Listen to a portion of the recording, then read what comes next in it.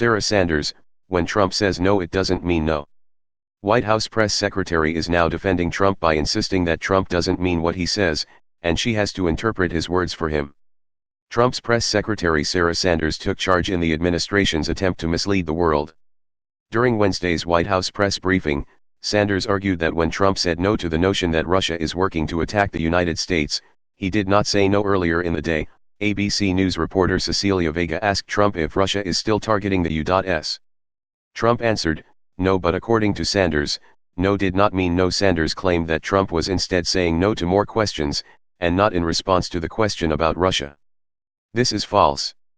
Later in the briefing, Sanders was challenged over her attempt to clean up again another instance of Trump causing a national embarrassment and international incident. NBC's Hallie Jackson referred to Trump saying no and indicated that other reporters in the room clearly understood it was in response to the Russia question. Jackson, despite the video that shows the president looking at Cecilia Vega and answering no to this question about whether Russia is targeting the U.S., and despite multiple people in the room understanding that the president was responding to that question, and despite the president having never before said no repeatedly to usher reporters out of the room, you're saying it's a reverse. You're saying the president didn't.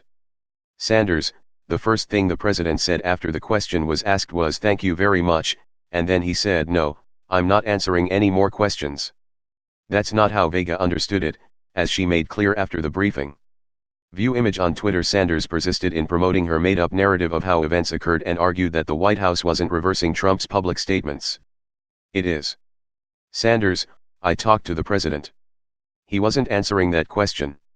He was saying no, he's not taking questions. And I've stated what our position is. Jackson, this is the second time in 3 days that the president or the White House has come out and reversed what the president has said, did the opposite of what it was perceived. Sanders, I'm interpreting what the president said, I'm not reversing it.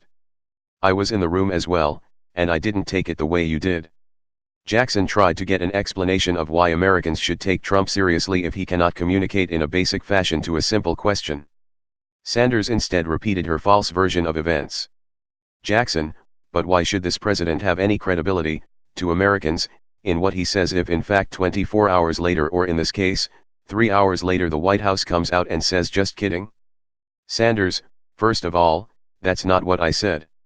I was interpreting what the president's intention was and stating the administration's policy. It's not exactly what you just explained.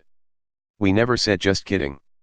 And I think that you can take the fact that the president has credibility because he saw that he had misspoken, and he wanted to clarify that yesterday, which he did. So when he sees that he's misspoken, he comes out and he says that. Sanders claimed that Trump cleared up his initial support of Russia because he was concerned about his word choice doesn't pass the smell test either.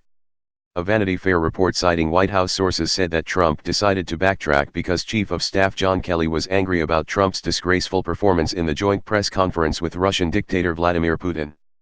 Trump saw that he had only Rand Paul, Sean Hannity, and Tucker Carlson in his corner making apologies for his deference to Russia and chose to clean up the comments.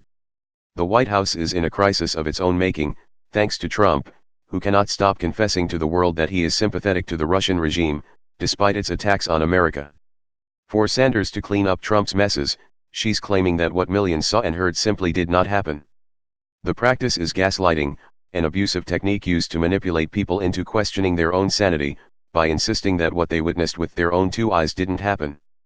But Sanders cannot succeed. The entire world saw Trump give in to Putin, and it happened again as he vouched for Putin from the White House. No matter how many lies and fairy tales Sanders concocts, she cannot hide the truth.